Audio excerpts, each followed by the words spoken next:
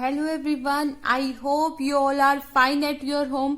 सो बच्चों, last topic में हम लोगों ने क्या पढ़ा था? हम लोगों ने इलेक्ट्रोमैग्नेटिक रेडिएशंस के वेव लाइक नेचर के बारे में जाना था, राइट? आज हम बात करेंगे particle nature of electromagnetic radiation.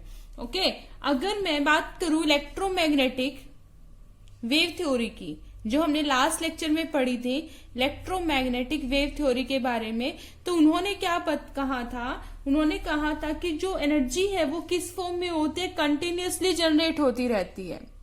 ठीक है, उन्होंने क्या कहा था? वो बिलीव करते थे that radiation is in the continuous generation of energy.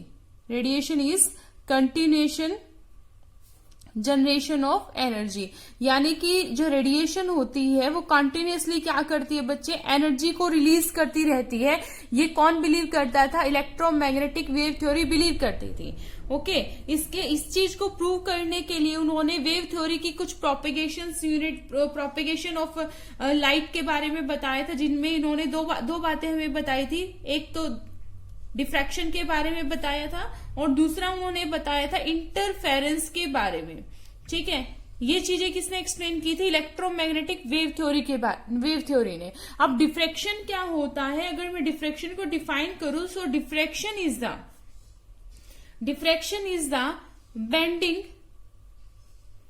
Bending of two waves, ठीक है,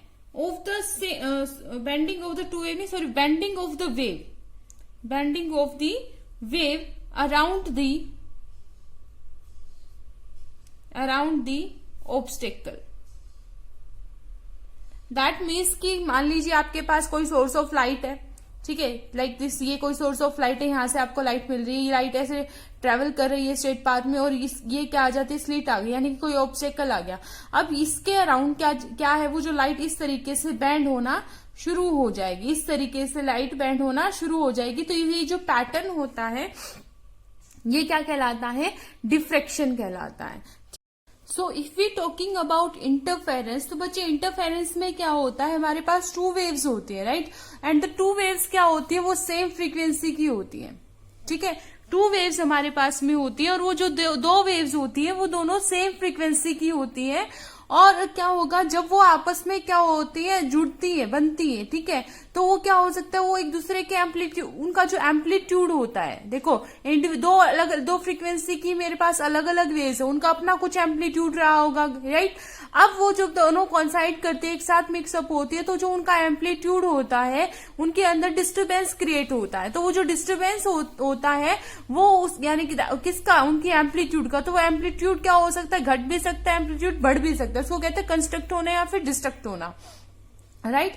तो यही क्या कहलाता है? इंटरफेरेंस कहलाता है। Got it? तो आप यहां पर अगर डेफिनेशन की फॉर्म में लिखना चाहें तो कह सकते हैं that interference is the combining of two waves of the same frequency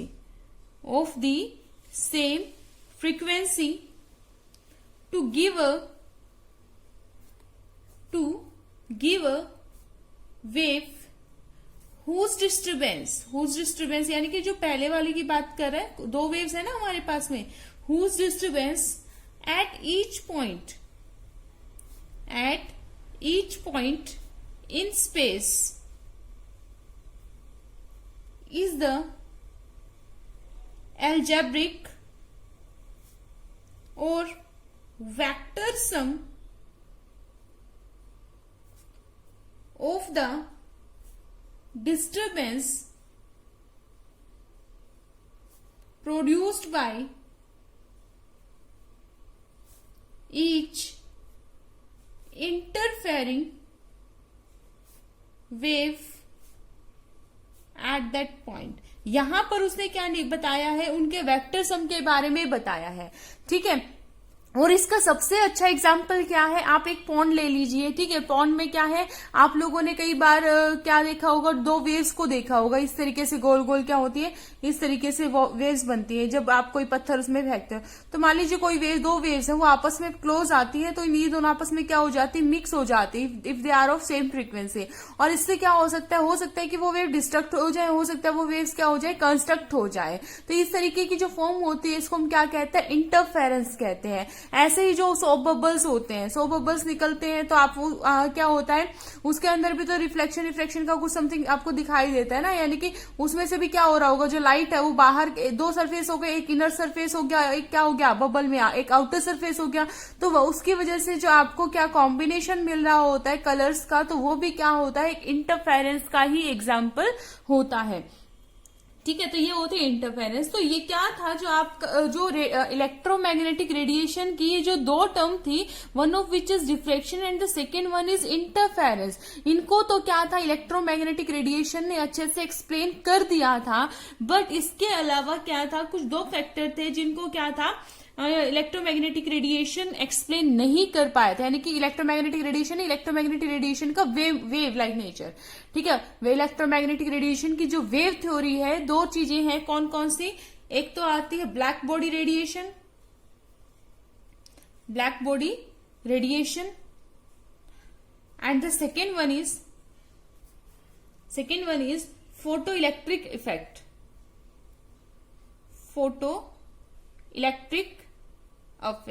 तो इन दोनों चीजों को क्या था बच्चे, जो वेव थ्योरी थी वो एक्सप्लेन नहीं कर पाई थी। दैट्स वाई क्या देखा हमने, इलेक्ट्रोमैग्नेटिक रेडिएशन का पार्टिकल नेचर लिया और वहां से इनकी क्या हुई, एक्सप्लेनेशन की गई, ठीक है। तो अब हम बात करेंगे सबसे पहले ब्लैक बॉडी रेडिएशन के बारे में, ठीक है। ब्लैक बॉडी रेडिएशन,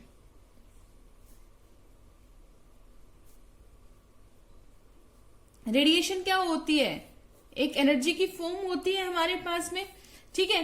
तो इसमें मैं सबसे अच्छा एक नॉर्मल सा एग्जांपल लेके चलती हूँ। ये कहता है जब भी आप किसी सॉलिड को हीट करते हो तो वो क्या करते हैं, कुछ रेडिएशन को एमिट करते हैं, ठीक है। क्या करते हैं, कुछ रेडिएशन को एमिट करते हैं, गॉट इट। अच्छा, अब वो एमिट कर रहे होंगे तो क्या होता है, उनमें से कुछ पर्टिकुलर टाइप की वेवलेंथ रिलीज होगी, है ना। एमिट किया तो क्या होगा, उनमें से कुछ पर्टिकुलर टाइप की क्या होगी, वेवलेंथ रिलीज होगी। तो उसके बेसिस पे क्या क्या रिजल्ट देखने को मिलते हैं, देखो एक छोटी सी बात बताती हूँ मैं। मान लीजिए आपके पास में ये कोई ऑब्जेक्ट है, इस ऑब्जेक्ट पर आप क्या डाल रहे हैं, कोई लाइट डाल रहे हैं, ठीक है। कोई सोर्स ऑफ लाइट है आपके पास में, कोई भी सोर्स ऑफ लाइट है, तो हमारे पास यहाँ पर तीन चीजें ऑब्जर्व हो सकती हैं। मतलब डिपेंड करता है कि आपके पास में ऑब्जेक्ट क्या है। ऑब्जेक्ट की वजह से यहाँ पर आपके पास में अलग अलग सिचुएशन क्रिएट हो सकती है। पहली सिचुएशन तो हो सकती है कि जो लाइट आपने इसके ऊपर डाली, ऑब्जेक्ट के ऊपर डाली, वो ऑब्जेक्ट क्या कर ले, उस लाइट को क्या कर ले बच्चे, ऑब्जॉर्व कर ले, ठीक है। या फिर वो ऑब्जेक्ट उसको क्या कर दे, रिफ्लेक्ट कर दे, ठीक है। और थर्ड होता है कि वो क्या कर दे, ट्रांसमिट कर दे, ठीक है। अब्सॉर्ब कर सकता है, रिफ्लेक्ट कर सकता है, ट्रांसमिट कर सकता है, अब्सॉर्ब। अच्छा, अब हमें यहां पर क्या पढ़ना है, हमें देखना है अगर उसने क्या किया, रिफ्लेक्ट किया, उस लाइट को रिफ्लेक्ट किया, रिफ्लेक्ट करेगा तो क्या होगा, वो पर्टिकुलर किसी फ्रीक्वेंसी से रिफ्लेक्ट करेगा, तभी तो हमें क्या मिलेगा, कोई कलर मिलेगा। भाई आपको ये व्हाइट कलर दिखाई दे रहा है, ये ब्लैक कलर दिखाई दे रहा है, या फिर कोई और दूसरा कलर है, या आपको रेड कलर दिखाई दे रहा है, या पिंक कलर दिखाई दे रहा है, तो उसमें आप कहते हो कि उसी वेवलेंथ की, जो उसी फ्रीक्वेंसी की लाइट क्या हुई, रिफ्लेक्ट होकर हमारी आईज तक पहुंची। तो यही तो चीज है कि ऑब्जेक्ट ने क्या ऐसा, तो वहां से आप क्या बताते हैं, किसी भी ऑब्जेक्ट की फ्रीक्वेंसी और क्या बता सकते हैं, वेवलेंथ को एक्सप्लेन कर सकते हैं, ठीक है। तो ये यहां पर कहना चाह रहा है कि अगर आप किसी भी सॉलिड, तो यहां पर बात चल रही है सॉलिड की, so when you are heating a solid, ठीक है, तो वो क्या करते हैं, रेडिएशन को एमिट करते हैं। क्या करते हैं, रेडिएशन को क्या करते हैं बच्चे, एमिट करते हैं। वो जो रेडिएशन एमिट होती है वो क्या होती है, किसी पर्टिकुलर फ्रीक्वेंसी या वेवलेंथ की होती है, फ्रीक्वेंसी या वेवलेंथ की होती है। वो हम इलेक्ट्रोमैग्नेटिक स्पेक्ट्रम में हम लोगों ने पढ़ा था, राइट। फ्रीक्वेंसी और वेवलेंथ किस तरीके से एक दूसरे से रिलेट करती है। तो वहां से जो रेडिएशन, अब इस चीज को उन्होंने एक एग्जाम्पल के थ्रू बताया कि ये इसका यानी कि किसी भी रेडिएशन के एमिट होने पर सब्सटेंस पर क्या इफेक्ट पड़ा। तो उन्होंने क्या लिया, एक आयरन लिया, आयरन की रोड ली, ठीक है। तो जब उन्होंने उस आयरन की रोड को क्या करना शुरू किया बच्चे, हीट करना शुरू किया। क्या करना शुरू किया, हीट करना शुरू किया। तो क्या होने लगा, उसमें अलग अलग कलर के, अलग अलग टाइप के कलर निकलने शुरू हो गए। अब एक्चुअल में वो कलर हमें क्यों दिखाई दिए, क्योंकि उस आयरन रोड को जब आपने हीट किया तो उसने रेडिएशन एमिट की। वो जो रेडिएशन एमिट की वो किसी पर्टिकुलर फ्रीक्वेंसी की थी। और अब आप क्या करते जा रहे हैं कि हीट देते जा रहे हैं, हीट देते जा रहे हैं तो रेडिएशन रिलीज होती जा रही है, रेडिएशन रिलीज होती जा रही है तो फ्रीक्वेंसी या वेवलेंथ में भी क्या आते जाएंगे, चेंजेस आते जाएंगे, ठीक है। तो सबसे पहले जब आयरन को हीट किया गया तो हमें क्या मिला, एक रेड कलर मिला, ठीक है। शुरू में तो कैसा मिला, एक डल रेड कलर। उसके बाद में क्या मिला, एक ब्राइट रेड कलर मिला, यानी कि तेज रेड कलर मिला। आप लोगों ने थोड़ा वो देखा भी होगा, जब आयरन को आप जैसे हीट करते हो तो गर्म करते हो, कोई मान लो आपके पास में नाइफ है, उसको हीट करने जाओगे तो एकदम से वो रेड हो जाता है, दिखाई देता है। तो फिर क्या हो जाता है, वो ब्राइट रेड कलर का हो जाता है। उसके बाद में क्या होता है, वो एक ऑरेंज कलर देना शुरू कर देता है, यानी कि जब आप रेगुलरली उसको हीट करते जा रहे हैं, ठीक है, वो क्या देगा आपको, ऑरेंज कलर देगा। उसके बाद में क्या कलर देगा, वो आपको येलो कलर देना शुरू कर देगा। ये कब चल रही है प्रोसेस, जब आप हीटिंग स्टॉप नहीं कर रहे हैं तो उस आयरन ऑब्जेक्ट पर क्या फर्क पड़ रहा है, ठीक है। येलो के बाद में वो कैसा हो जाएगा बच्चे, व्हाइट कलर का हो जाएगा। You wouldn't believe but white होता है, ओके। तो व्हाइट कलर का हो जाता है और उस व्हाइट कलर के होने के बाद में फाइनली वो आपको क्या देता है, ब्लू कलर देता है।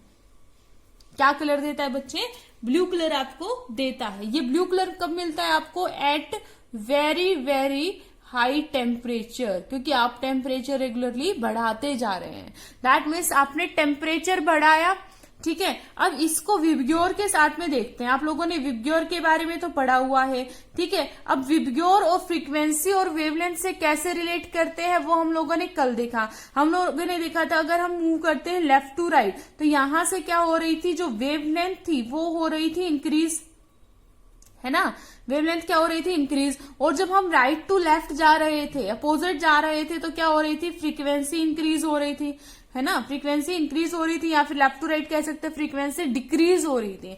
अब यहां से हमें रेड डल से क्या मिला, ब्लू कलर मिला। अब रेड कलर से, रेड से ब्लू पर आओ, रेड से ब्लू पे हम गए तो ऑरेंज भी आया, येलो भी आया, बीच में लाइटिश, जो भी कलर हमारे पास में, तो यही जो कलर थे हमें मिले, ठीक है। तो रेड से ब्लू तक आना, दैट मीन्स फ्रीक्वेंसी बढ़ी, फ्रीक्वेंसी इंक्रीज हुई, फ्रीक्वेंसी इंक्रीज हुई। और वेवलेंथ क्या हुई, डिक्रीज हुई। वेवलेंथ क्या हो गई, डिक्रीज हो गई, ठीक है। तो यहां पर हम कह सकते हैं when you increasing the temperature radiation goes on increasing. तो यानी कि रेडिएशन तो इंक्रीज हो रही है, एमिट होती जा रही है। वेवलेंथ का उस पर क्या इफेक्ट हुआ, that wavelength goes from a higher wavelength to a lower wavelength, ठीक है। thus the longer the wavelength have a lower intensity, ठीक है। यानी कि देखो ब्लू कलर आपका ज्यादा गहरा होता है या रेड कलर, ऑब्वियस सी बात है ब्लू कलर ज्यादा गहरा होता है। और गहरेपन को आप रिलेट करते हैं इंटेंसिटी से। किससे रिलेट करते हैं बच्चे, इंटेंसिटी से रिलेट करते हैं। समझ में आई इतनी बात। तो यहां पर जो रेड कलर है वो क्या होता है, लोअर इंटेंसिटी का, और जो ब्लू कलर होता है वो क्या होता है, हाइयर इंटेंसिटी का। तो क्या चीज देखने को मिली कि जब आप उसको हीट अप करते जा रहे थे तो जो सब्सटेंस थी उसकी वेवलेंथ तो घटती जा रही थी, वेव फ्रीक्वेंसी यानी कि फ्रीक्वेंसी या कह सकते हो बढ़ती जा रही थी। और अगर इनको वेवलेंथ फ्रीक्वेंसी को हम रिलेट करें किससे, इंटेंसिटी से, तो वेवलेंथ घटने से, वेवलेंथ के कम होने से इंटेंसिटी क्या हो रही थी, बढ़ रही थी। ये काम आएगी बात अब, ठीक है। वेवलेंथ के कम होने से इंटेंसिटी क्या हो रही थी, ऑब्जेक्ट की बढ़ रही थी, ठीक है। आई बात समझ में, हाँ। और इंटेंसिटी जैसे जैसे बढ़ रही है, दैट मीन्स वेवलेंथ उतनी ही कम होती जा रही है। वेवलेंथ जितनी छोटी होगी, इंटेंसिटी उतनी ही ज्यादा बढ़ती जाएगी, इतनी ज्यादा हो जाएगी कि वो वेवलेंथ किस रीजन में पहुंच सकती है, अल्ट्रा वायलेट रीजन में भी पहुंच सकती है।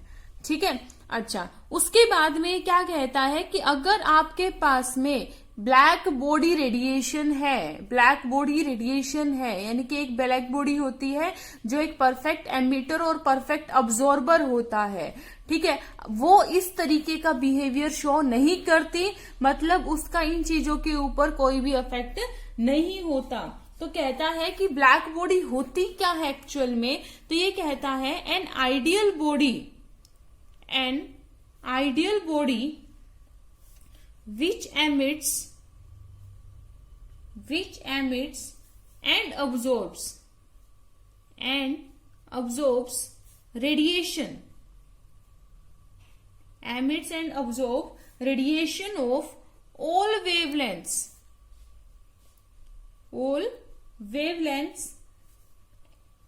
and frequency or would be appropriate word here, ठीक है, is called black body, यानी कि एक ऐसी बॉडी जो क्या करे, हर एक टाइप की वेवलेंथ को अब्सॉर्ब भी कर सके और उसको एमिट भी कर सके, मतलब परफेक्ट, बिल्कुल परफेक्ट बॉडी, यानी कि वो हर एक वेवलेंथ की रेडिएशन को क्या कर सके, अब्सॉर्ब भी कर रहा है, मतलब आप उसको क्या कर रहे हैं, रेडिएट एनर्जी दे रहे हैं, तो उस एनर्जी की चाहे वो किसी भी वेवलेंथ की है उसको अब्सॉर्ब भी कर रहा है, और हर एक वेवलेंथ की एनर्जी या रेडिएशन को क्या कर रहा है, वो एमिट भी कर रहा है। एमिट कब करेगा, when you provide energy in the form of heat, ठीक है। तो ऐसी बॉडी क्या कहलाती है, ऐसी आइडियल बॉडी क्या कहलाती है, ब्लैक बॉडी कहलाती है। क्या कहलाती है बच्चों, ब्लैक बॉडी कहलाती है। उसके बाद में क्या आती है आपकी, तो अगर आप उस ब्लैक बॉडी को क्या कर दें, हीटअप कर दें, क्या कर दें, हीटअप कर दें, तो वो क्या करेगा, सर्टेन टाइप की रेडिएशन रिलीज करेगा, एमिट करेगा, and that radiation is known as black body radiation, ठीक है। एंड क्या कहें, and the radiation emitted by such body is known as क्या, black body radiation, black body radiation. तो दोबारा से सुनो कि ब्लैक बॉडी होती क्या है। मैंने एक ऑब्जेक्ट लिया, उस ऑब्जेक्ट के ऊपर मैंने टेम्परेचर प्रोवाइड किया, और उस टेम्परेचर के प्रोवाइड करने से क्या क्या इफेक्ट आए उसकी फ्रीक्वेंसी और वेवलेंथ पर हम लोगों ने वो चीज चेक की।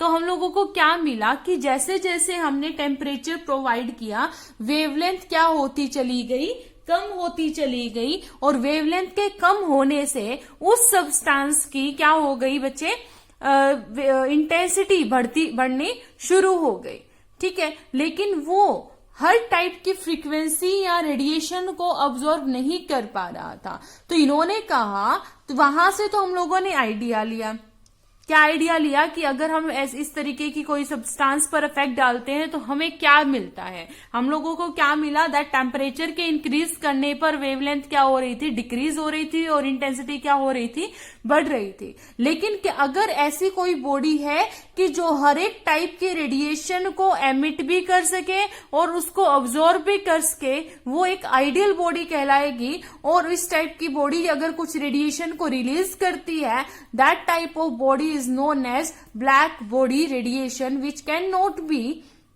defined by the wave theory, ठीक है, जो वेव थ्योरी डिफाइन नहीं कर पाई थी। तो इस बेसिस पर क्या किया गया बच्चे, तो हम लोगों को ये तो पता चल गया कि जो रेडिएशन है वो किस पर डिपेंड करती है, टेम्परेचर पर डिपेंड करती है। तो इस चीज को लेकर एक ग्राफ बनाया गया इंटेंसिटी और वेवलेंथ को लेकर, ठीक है। ये मेरे पास मैं एक ग्राफ क्या है प्लॉट कर रही हूं, ठीक है।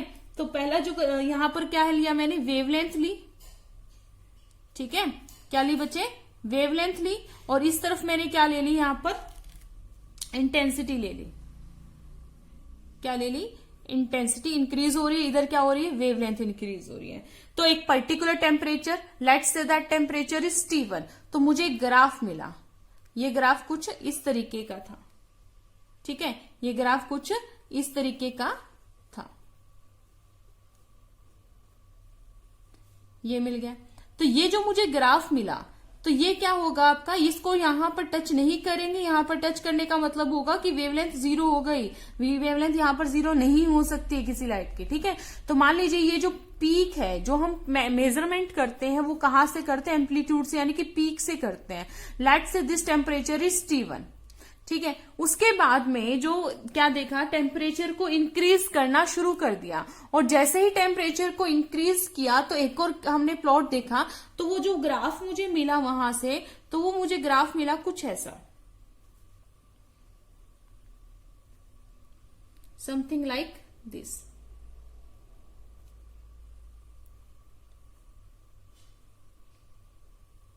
ठीक है। ये जो आपको ग्राफ मिला है, ये मिला है एट टेम्परेचर T2। T2 मतलब जो बाद में आपने टेम्परेचर प्रोवाइड किया, यानी कि आप बढ़ा दिया, यानी कि यहां पर हम कहेंगे that T2 is greater than T1, temperature ज्यादा है। तो यही हमने ग्राफ देखा। तो ये वाला जो वेवलेंथ है, यानी कि ये वाली जो पीक है, ये वाली इधर होगी, है ना, ये वाली वेवलेंथ। तो अब देखो, जैसे जैसे आपने क्या देखा, टेम्परेचर शुरू में कम, टेम्परेचर जो था शुरू में, जब आपने क्या किया बच्चे, टेम्परेचर शुरू में लिया तो वेवलेंथ ये थी, है ना, और टेम्परेचर जैसे ही बढ़ाया तो वेवलेंथ क्या हो गई, ये हो गई। दैट मीन्स टेम्परेचर बढ़ाने से, अगर मैं इसको λ1 कह दूं और इसको λ2 कह दूं, तो जो लैम्डा यहां पर λ1 इज लेस देन λ2, यानी कि टेम्परेचर जब कम था तो वेवलेंथ ज्यादा थी, टेम्परेचर कम था तो वेवलेंथ क्या थी, ज्यादा थी, और टेम्परेचर बढ़ाने से वेवलेंथ क्या हो गई, कम हो गई। अब इसको इस तरह हॉरिजॉन्टली चेक करते हैं कि जब आपने टेम्परेचर शुरू में कम लिया तो ये इंटेंसिटी मिली आपको, और टेम्परेचर बढ़ाया तो इंटेंसिटी क्या मिली, ये मिली। तो इंटेंसिटी, ठीक है, क्या थी, 2 की ज्यादा रही है 1 से। सो when you increasing the temperature, intensity is will also increases, तो इंटेंसिटी भी क्या हो जाएगी, इंक्रीज हो जाएगी। तो आप यहां से कह सकते हैं दैट, यहां से क्या रिजल्ट निकल के आया, कहता है the energy of any electro. तो यहां पर ये बताइए कि फ्रीक्वेंसी वगैरह का कुछ खास रोल नहीं है, ज्यादातर डिपेंड किस पे करे, इंटेंसिटी मुझे प्रोवाइड कर रहा है। तो ये कहता है अकॉर्डिंग टू दिस थ्योरी, जो एनर्जी एमिट और अब्सॉर्ब हो रही है कंटिन्यूअसली, किसी ब्लैक बॉडी की बात कर रहे हैं जहां पर वो एनर्जी अब्सॉर्ब भी कर रहा है और कंटिन्यूअसली रिलीज भी कर रहे हैं, क्योंकि आप हीट दे रहे हैं, हीट देने का मतलब एनर्जी को ऑब्जॉर्व करना, ऑब्जॉर्व करेगा तो कुछ टाइप की रेडिएशन को एमिट भी कर रहा होगा। दोबारा सुनिए, क्या कर रहे हैं आप, टेम्परेचर दे रहे हैं, टेम्परेचर दे रहे हैं तो आप कह रहे हैं कि भाई इस फ्रीक्वेंसी की लाइट मिल रही है, इस फ्रीक्वेंसी की लाइट मिल रही है, वो मिल रहा है, वो मिल रहा है, लेकिन आप क्या कर रहे, देखो उस सब्सटेंस ने क्या किया, जब आपने हीटअप किया तो एनर्जी ऑब्जॉर्व की, बाद में वो क्या कर रहा है, एमिट कर रहा है, जिससे आप फ्रीक्वेंसी वगैरह पता कर रहे हैं, है ना। तो क्या कहता है ये कि व्हेन जो आपकी जो थ्योरी वो कहती है एनर्जी क्या होती है, कॉन्टिन्यूअसली एमिट भी हो रही है और क्या हो रही है, अब्जॉर्ब भी हो रही है, ठीक है। तो कहता है the energy of any electromagnetic radiation, the energy of any electromagnetic radiation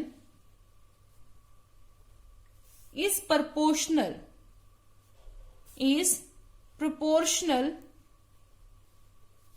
to its intensity and independent of its frequency और वेवलेंथ। जो एनर्जी है किसी भी इलेक्ट्रोमैग्नेटिक रेडिएशन की, वो किसके डायरेक्टली प्रोपोर्शनल है, इंटेंसिटी के, किसके हैं, इंटेंसिटी के डायरेक्टली प्रोपोर्शनल है। दिखाई भी दे रही है कितनी एनर्जी उसने ऑब्जॉर्व की है, एमिट की, वो इंटेंसिटी पर उसका इफेक्ट पड़ेगा। अगर मतलब उसकी एनर्जी कम होती जा रही है तो इंटेंसिटी लो होती जाएगी, ठीक है। तो इंडिपेंडेंट है किसके, फ्रीक्वेंसी और वेवलेंथ के। ठीक है। दैट मीन्स कहता है कि through out all the intensity of the colour might change with the variation in the temperature, कि आप टेम्परेचर कम ज्यादा करने से इंटेंसिटी क्या कर सकते हैं, कम ज्यादा कर सकते हैं। जैसे कि आपको क्या मिल जाता है, लाइट कलर मिल जाता है, कभी डार्क कलर मिल जाता है विद इंक्रीजिंग और डिक्रीजिंग टेम्परेचर। ठीक है, तो किसी भी आइडियल बॉडी को आप ये भी कह सकते हैं कि कोई आइडियल बॉडी क्या होती है, एक परफेक्ट अब्जॉर्बर होती है। क्या होती है बच्चे, एक परफेक्ट अब्जॉर्बर होती है, एंड परफेक्ट क्या होती है, एमिटर होती है। ठीक है, और इसका सबसे अच्छा एग्जाम्पल अगर की बात की जाए तो हमारे स्पेस के अंदर जो ब्लैक होल है, ठीक है, वो एक बहुत ही अच्छा क्या है, एग्जाम्पल है, सबसे अच्छा एग्जाम्पल है। ब्लैक होल के अंदर कैसा माना जाता है, हालांकि अभी तो रिसेंटली उसकी जो पिक्चर है वो भी दी गई है ना। तो ब्लैक होल में कुछ ऐसा माना जाता है कि वो क्या करता है कि हर टाइप की वेवलेंथ, हमने क्या कहा था, हर टाइप की जो वेवलेंथ होती है उसको ऑब्जर्व कर लेगा। मान लीजिए किसी पर्टिकुलर टाइप की जो वेवलेंथ है वो इसके अंदर जा रही है और उसने क्या कर लिया, ऑब्जर्व कर लिया। अब वो क्या करेगा, उनको क्या करेगा, आपस में एमिट करने की कोशिश करेगा। एमिट करने का मतलब वो रिफ्लेक्ट करने की कोशिश करेगा। तो यहां पर रिफ्लेक्शन कुछ इस तरीके से होता है। मान लीजिए ये क्या है, एक होल है इस तरीके से, तो यहां से रेडिएशन क्या आ रही है, अंदर आ रही है। तो वो जब एमिट कर रहा होगा तो वहां पर रिफ्लेक्शन कुछ इस तरीके से होता है, कुछ इस तरीके से होता है, यानी कि वो टकरा कर आपस में वहीं पर रह जाते हैं जो रेडिएशन उसने अब्सॉर्ब कर ली। ठीक है, तो वो जो एमिट करते वक्त जो रिफ्लेक्शन उसमें होता है वो चारों तरफ टकराएगा। ठीक है, और वहीं पर ही घूमता रह जाएगा। यानी कि ये माना जाता है कि ब्लैक होल में अगर कोई चीज चली गई तो वो कभी वापस नहीं आ सकती। तो ब्लैक होल एक तरीके से देखा जाए तो हम लोगों के लिए बहुत बेनिफिशियल माना जाता है। मान लीजिए यहाँ पर प्लास्टिक पॉलिथीन बहुत ज्यादा हो गई है, ठीक है, तो अगर वो अगर ऑब्जर्व कर लेता है तो वो हमें कोई नुकसान नहीं पहुंचाएगा। पर क्वेश्चन तो वही आ जाएगा ना, अब जैसे बच्चे पूछते हैं मैम वहां पर डाल के कौन आएगा, अगर वहां डालने गए तो उसने हमें भी ऑब्जर्व कर लिया तो हम तो वापस ही नहीं आएंगे। तो दैट इज जस्ट मतलब बात रखी गई है कि एक बहुत ही बेनिफिशियल है, लेकिन हाँ ये बहुत साथ साथ वही बात है ना, किसी का अगर कुछ बेनिफिट होता है तो नुकसान भी होता है। नुकसान इसका ये है कि हमारे जो स्पेस में जो क्या है सैटेलाइट वगैरह है, अगर वो यहाँ इसके अंदर चली गई तो वो हमारे लिए बहुत बड़ी नुकसान की बात हो जाती है। ठीक है, तो ब्लैक, अब आप लोगों ने बच्चों देखा भी होगा कि आपके पास में मान लीजिए कोई भी ब्लैक बॉडी है, ठीक है, आप उसको हीट करते रहिए, क्या उसमें आपने कभी किसी ब्लैक बॉडी में कोई आपने कलर चेंजेस देखे? आपके पास ये कलर है तो आप इसके ऊपर ग्रीन लगाइए, कुछ भी लगाइए, हीट करिए, तो इसमें कोई चेंजेस नहीं आते हैं। ठीक है, अगर आप टेम्परेचर इंक्रीज या डिक्रीज करते हो, ब्लैक बॉडी रेडिएशन की बात करें, ब्लैक बॉडी की बात करें, तभी ब्लैक बॉडी को क्या कहा जाता है, एक परफेक्ट बॉडी कहा जाता है। तो सिर्फ क्या होता है, वो या तो डार्क हो सकता है या फिर वो लाइट हो सकता है। डार्क और लाइट का मतलब क्या होता है, इंटेंसिटी कम या ज्यादा होती है। तो अब उसमें आपको कलर रेंज कुछ मिल नहीं रही है, कलर रेंज नहीं मिल रही है, that is why it's saying that independent of its frequency. कभी आयरन रोड को लेकर बैठ जाओ कि हमने तो वहां पे कलर देखे थे। ठीक है, ये किसकी बात करें, एक परफेक्ट बॉडी की बात करें, एक परफेक्ट बॉडी यानी कि एक ब्लैक बॉडी की बात करें। इस वजह से जो ब्लैक बॉडी होती है वो हर एक कलर को, हर एक वेवलेंथ को क्या कर सकता है, ऑब्जॉर्ब भी कर सकता है और हर एक उसको एमिट भी कर सकता है। तो यहाँ पर जो आपकी ब्लैक बॉडी होती है वो डिपेंड सिर्फ करती है इंटेंसिटी पे। टेम्परेचर बढ़ाते जाओ, इंटेंसिटी कम ज्यादा हो सकती है, फ्रीक्वेंसी के क्या है वो इंडिपेंडेंट है। ठीक है, तो ये तो था बच्चे क्या, ब्लैक बॉडी रेडिएशन के बारे में। इसके बाद में जो आपका नेक्स्ट टॉपिक आता है which is photo electric effect and one of the important topic of this unit. ठीक है, क्या है, photo electric effect. Photo electric effect का मतलब यहां पर क्या है, पहले तो हमें ये देखना है। ठीक है, फोटो इलेक्ट्रिक इफेक्ट को बताया था कब, 1887 में एच हर्ट्ज ने। ठीक है, एच हर्ट्ज ने क्या किया था, एक एक्सपेरिमेंट परफॉर्म किया था और उस एक्सपेरिमेंट के दौरान उन्होंने क्या ऑब्जर्व किया था, उन्होंने कहा था when light of a certain frequency strike the surface of some metal, electrons क्या होंगे, are ejected from the metal. यानी कि जब आप किसी मेटल पर एक सर्टेन फ्रीक्वेंसी की लाइट स्ट्राइक करवाएंगे, दोबारा सुनो क्या कहा था उन्होंने, when light of certain frequency, यानी कि जब आपने क्या किया, एक मेटल के ऊपर एक लाइट स्ट्राइक करवाई और वो किसी सर्टेन फ्रीक्वेंसी की, तो वो क्या करता है, उसमें से इलेक्ट्रॉन को इजेक्ट करना शुरू कर देता है। और इस फिनोमिनोन को, किस फिनोमिनोन को, इजेक्शन ऑफ इलेक्ट्रॉन के फिनोमिनोन को, ठीक है, किस पर से इजेक्ट हो रहे हैं, from the surface of metal. और कब, जब आपने लाइट क्या की, उस पर स्ट्राइक करवाई, known as photo electric effect. क्या कहलाता है, फोटो इलेक्ट्रिक इफेक्ट। तो अगर मैं इसको डिफाइन करूं तो कह सकते हैं the phenomenon of ejection of electrons, ठीक है, ejection of electrons from the surface of a metal. याद रखिए क्या लिया बच्चे हमने, मेटल, क्योंकि इलेक्ट्रॉन इजेक्ट कौन कर सकता है इजिली, रिलीज कौन करता है, मेटल करता है, ठीक है। On the surface of a metal when light of a suitable frequency strikes on it is called photoelectric effect।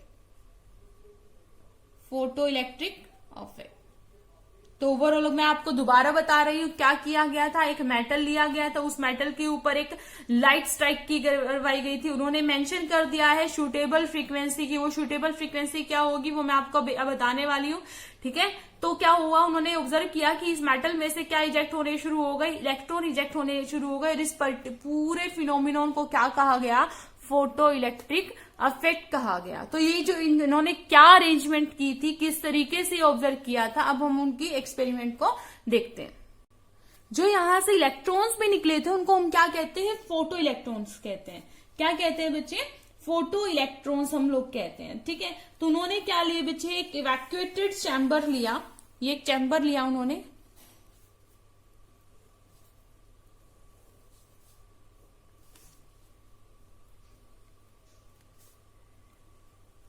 ये एक चैम्बर लिया उन्होंने, और क्या ले लिया, एक मेटल ले लिया, ठीक है, एक मेटल ले लिया।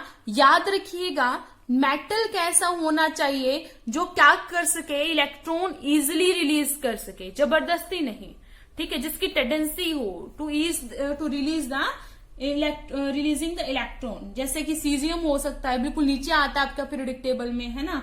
और क्या हो सकता है, रुबिडियम हो सकता है, पोटेशियम हो सकता है। ये क्या करते हैं बच्चे, इलेक्ट्रॉन को इजिली रिलीज कर देते हैं। तो उन्हीं में ये क्या देखे गए थे, ऑब्जर्वेशंस चेक की गई थी, ठीक है। और यहां पर उन्होंने क्या लगा दिया, एक डिटेक्टर लगा दिया। क्या लगा दिया, एक डिटेक्टर लगा दिया। डिटेक्टर किस लिए, टू डिटेक्ट की यहाँ की जो इलेक्ट्रॉन है वो रिलीज हो भी रहे हैं या नहीं हो रहे हैं। दिस इज मेटल, कोई भी मेटल का सरफेस है। और उनको क्या कर दिया गया, एक हाई वोल्टेज एनर्जी से कनेक्ट कर दिया गया, ठीक है। एक हाई वोल्टेज एनर्जी से क्या कर दिया बच्चे, कनेक्ट कर दिया।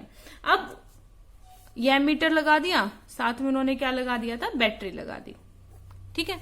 अब देखो क्या हुआ, उन्होंने जैसे ही करंट ऑन किया, साथ में देखो क्या किया, यहां से तो करंट क्यों ऑन किया, करंट ऑन करने से क्या हुआ, मेटल जो है आपका वो एक्टिव हो गया, ठीक है। मेटल क्या हो गया, एक्टिव हो गया। उसके बाद में उन्होंने क्या किया, एक पर्टिकुलर फ्रीक्वेंसी की जो लाइट है वो इस मेटल सरफेस पर स्ट्राइक करवा दी। ये क्या है, यहाँ पर लाइट है, ठीक है। उस किसी पर्टिकुलर फ्रीक्वेंसी की जो लाइट थी वो क्या करवा दी, यहां पर स्ट्राइक करवा दी। Got it. तो अब जैसे ही उन्होंने उस पर्टिकुलर फ्रीक्वेंसी की लाइट स्ट्राइक करवाई तो यहां से इलेक्ट्रॉन्स इजेक्ट होना शुरू हो गए। क्या होने शुरू हो गए बच्चे, इलेक्ट्रॉन यहां से इजेक्शन होना शुरू हो गया। और जो इस डिटेक्टर ने क्या किया, डिटेक्ट किया, ठीक है। तो इसके रिगार्डिंग कुछ पर्टिकुलर ऑब्जर्वेशंस निकल के आई कि ये जो आपको ऑब्जर्वेशन मिल रही है वो किस किस केसेस में मिलेंगी, ठीक है। तो पहला तो मैंने बता दिया कि आपका जो मेटल होना चाहिए वो कैसा होना चाहिए, जो इजिली इलेक्ट्रॉन को रिलीज कर सके, ठीक है। तो पहला तो कहता है द इलेक्ट्रॉन आर इजेक्टेड। जो ऑब्जर्वेशंस आई थी वो हम लोग देखते हैं क्या क्या ऑब्जर्वेशंस आई थी। तो कहता था electrons are ejected from the metal surface as soon as, तो कहा कि जैसे ही आपने लाइट स्ट्राइक की ना, उसी वक्त इलेक्ट्रॉन वहां से इजेक्ट होना शुरू हो गए। मतलब ऐसा नहीं है कि पहले लाइट आएगी, फिर मेटल क्या करेगा, स्टार्ट होगा, फिर तब जाके इसमें से इलेक्ट्रॉन निकलेंगे, ऐसा नहीं होता। ठीक है, क्या होगा, जैसे ही लाइट डली इलेक्ट्रॉन निकल गए, जैसे ही लाइट आई इलेक्ट्रॉन निकल गए। मतलब कोई उनकी टाइम गैप उन्होंने नहीं लिया। तो जो फर्स्ट ऑब्जर्वेशन थी वो यही थी। क्या कहा उन्होंने, the electrons are ejected from the metal surface as soon as the beam of light, क्या कह सकते हैं, the beam of light strikes the surface, कि जो इलेक्ट्रॉन है वो इजेक्ट होंगे जितनी जल्दी लाइट स्ट्राइक होगी उतनी ही जल्दी क्या हो जाएंगे, इलेक्ट्रॉन इजेक्ट हो जाएंगे। That is no time lag between them, कोई टाइम गैप नहीं होगा उनके बीच में। ठीक है, उसके बाद में जो सेकेंड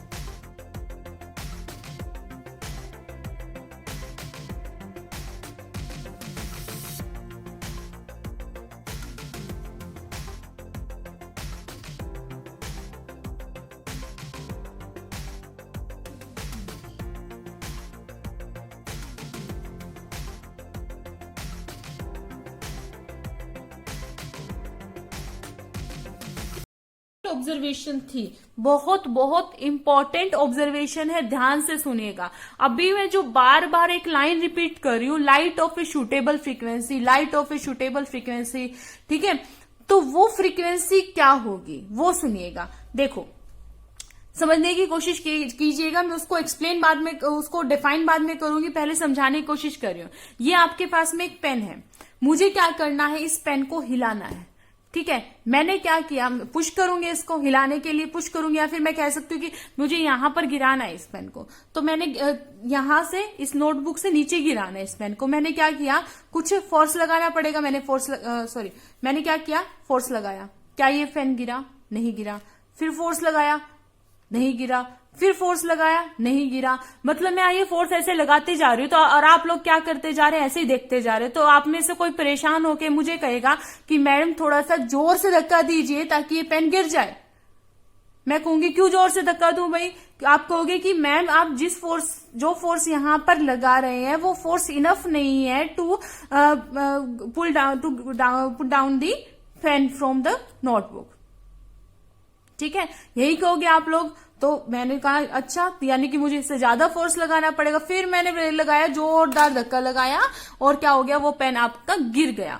मतलब अब इसकी जगह पर मैं कोई आयरन की रोड ले आती हूँ हैवी सी। ठीक है, आयरन की रोड यहां पर मैं ले आऊं, तो अब क्या होगा, तो मैं मान लीजिए यहां पर कोई आयरन, चलो इस नोटबुक की बात करती हूँ, मेरे को इस नोटबुक को नीचे गिराना है। तो अब क्या करूंगी, जो फोर्स मैंने इस पेन पर लगाया, क्या इस बार इस कॉपी पर भी उतना ही फोर्स लगाना पड़ेगा? नहीं ना, इस बार क्या होगा, इस पर मुझे ज्यादा फोर्स लगाना पड़ेगा। क्यों? क्योंकि ये क्या है, उससे हैवी है। इसकी जगह पर कोई ब्रिक ले आती हूँ, कोई ईंट ले आती हूँ, क्या इस बार मुझे वही नोटबुक वाला फोर्स लगाना पड़ेगा? नहीं। क्या हुआ, जैसे जैसे ऑब्जेक्ट चेंज होते रहे, फोर्सेस चेंज होते रहे, कि यानी कि जो एनर्जी मैं लगा रही हूं वो एनर्जी चेंज होती जा रही है। और वो जो मैं एनर्जी लगा रही हूं वो कितनी होनी चाहिए, वो उतनी होनी चाहिए। जैसे इस पेन को गिराने के लिए मुझे कितनी एनर्जी चाहिए, इस पेन के इक्वल चाहिए या इससे ज्यादा चाहिए? बच्चे, अगर मैंने इक्वल लगाई तो ये पेन तो अपने आप को स्टॉप करने की कोशिश करेगा ड्यू टू फ्रिक्शन, है ना। और मैं इधर पुश कर रही हूं तो equal and opposite force, net movement क्या हो जाएगी, जीरो हो जाएगी, है ना।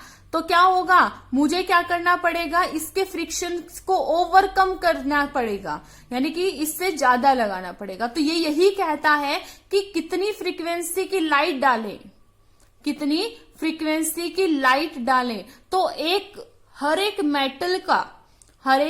मेटल की एक फ्रीक्वेंसी फिक्स होती है कि अगर आपने उस मेटल के ऊपर इस रेंज पर फ्रीक्वेंसी डाली तो इलेक्ट्रॉन इजेक्ट, इस रेंज से नीचे अगर फ्रीक्वेंसी डाली तो इलेक्ट्रॉन इजेक्ट नहीं होगा, ठीक है। और अगर इस फ्रीक्वेंसी से ज्यादा आपने फ्रीक्वेंसी की लाइट उस मेटल पर डाली, मैं दोबारा कह रही हूं, मेटल टू मेटल वो फ्रीक्वेंसी चेंज होगी, ठीक है। तो क्या कहता है कि अगर आपने, यानी कि हर एक मेटल की कोई फ्रीक्वेंसी फिक्स होती है कि अगर आपने अब ऊपर से ये जो लाइट आप स्ट्राइक कर रहे हैं, उस फ्रीक्वेंसी से कम फ्रीक्वेंसी वाली लाइट आपने स्ट्राइक करवाई तो कोई भी इलेक्ट्रॉन का इजेक्शन नहीं होगा।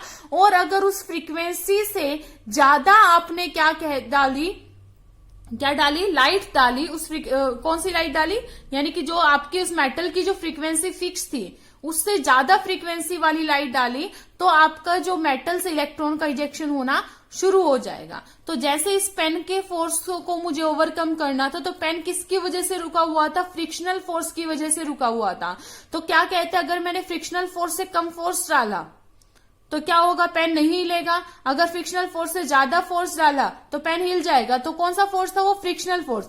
ऐसे ही वो फ्रीक्वेंसी को क्या कहते हैं जिसको ओवरकम करते ही इलेक्ट्रॉन इजेक्ट हो जाएंगे, that frequency is known as threshold frequency.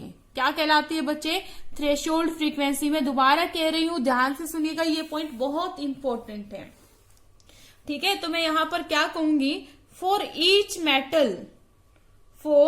each metal certain minimum frequency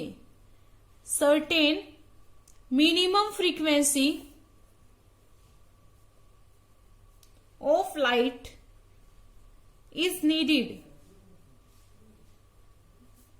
to eject electrons. This is known as threshold frequency. अब इस थ्रेशोल्ड फ्रीक्वेंसी को डिनोट किससे करते हैं, फ्रीक्वेंसी को आप न्यू से डिनोट करते हैं, ठीक है। तो बस आपको यहां पर बेस में क्या लगाना है, नोट। न्यू नोट से हम रिप्रेजेंट करते हैं थ्रेशोल्ड फ्रीक्वेंसी से। अगर इससे कम फ्रीक्वेंसी की लाइट स्ट्राइक करवाई तो इलेक्ट्रॉन का इजेक्शन नहीं होगा। इससे ज्यादा फ्रीक्वेंसी की आपने लाइट स्ट्राइक करवाई तो इलेक्ट्रॉन का इजेक्शन हो जाएगा। इसके बराबर भी, मुझे पता है यही क्वेश्चन है, इसके बराबर भी अगर आपने फ्रीक्वेंसी की जो लाइट है स्ट्राइक करवाई तब भी इलेक्ट्रॉन इजेक्ट नहीं होगा। इससे ज्यादा ही फ्रीक्वेंसी की लाइट आपको स्ट्राइक करवानी पड़ेगी, ठीक है। थर्ड पॉइंट भी बहुत ज्यादा इंपॉर्टेंट पॉइंट है, सुनिएगा ध्यान से। कहता है the kinetic energy of ejected electron. भाई यहां से जो अगर इलेक्ट्रॉन इजेक्ट हो रहा है तो उसकी कुछ काइनेटिक एनर्जी तो होगी। वो काइनेटिक यानी कि उसकी काइनेटिक एनर्जी कितनी रही होगी, कम होगी, ज्यादा होगी, किस केस में ज्यादा होगी, किस केस में कम होगी। तो काइनेटिक एनर्जी किस पर डिपेंड करती है, कहते हैं the kinetic energy of the ejected electron is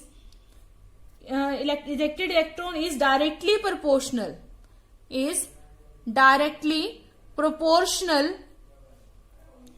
to the frequency,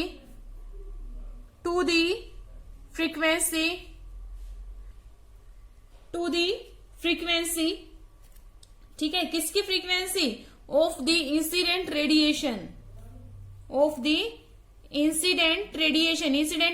that means जो लाइट आप इस पर स्ट्राइक करवा रहे हैं, एंड इज इंडिपेंडेंट ऑफ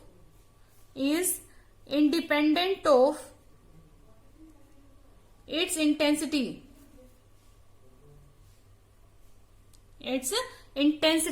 क्या कहना चाह रहा है कि इलेक्ट्रॉन की जो काइनेटिक एनर्जी है वो किस पर डिपेंड करती है कि किस फ्रीक्वेंसी की लाइट आपने, देखो ये तो क्लियर हो गया कि थ्रेशोल्ड फ्रीक्वेंसी से ज्यादा ही आपको लाइट स्ट्राइक करवानी पड़ेगी, थ्रेशोल्ड फ्रीक्वेंसी से ज्यादा फ्रीक्वेंसी वाली लाइट ही स्ट्राइक करानी पड़ेगी। तो कितनी ज्यादा हो सकती है, थोड़ी सी ज्यादा और ज्यादा और ज्यादा, मतलब वो तो अपने हाथ में कि कितनी ज्यादा वाली आपने लाइट स्ट्राइक करवाई। तो मान लीजिए ब्लू कलर है, मान लीजिए ब्लू कलर है तो इसकी कुछ फ्रीक्वेंसी है, ठीक है, ब्लू कलर की कुछ फ्रीक्वेंसी है। तो ब्लू कलर आपका लाइट भी होता है, डार्क भी होता है, कुछ भी होता है, मतलब इसकी अलग अलग इंटेंसिटी में मिलेगा, लेकिन फ्रीक्वेंसी तो ब्लू कलर की वही रहेगी, ठीक है।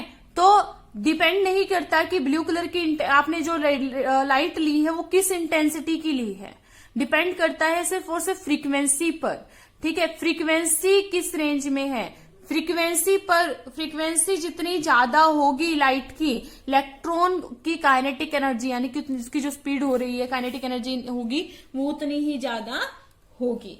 Got it. उसके बाद में नेक्स्ट पॉइंट, अब बात आती है कि इलेक्ट्रॉन कितनी ज्यादा रिलीज होंगे।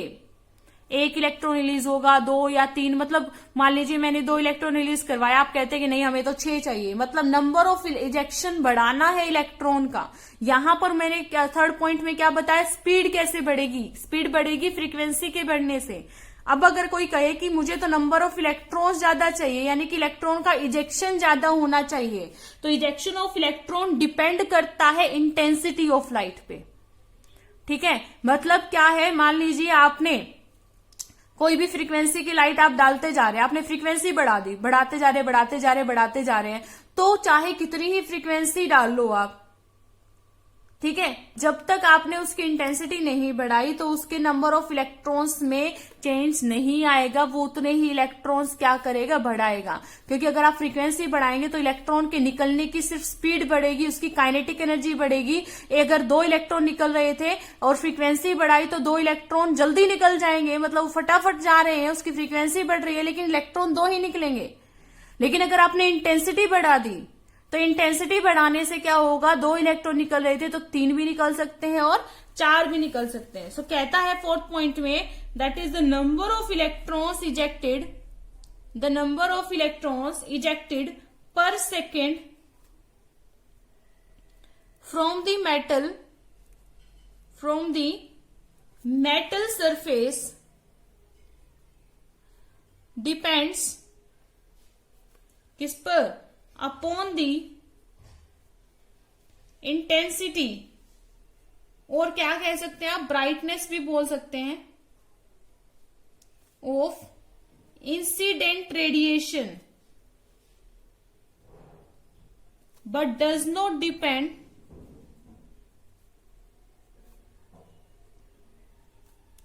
On it's frequency.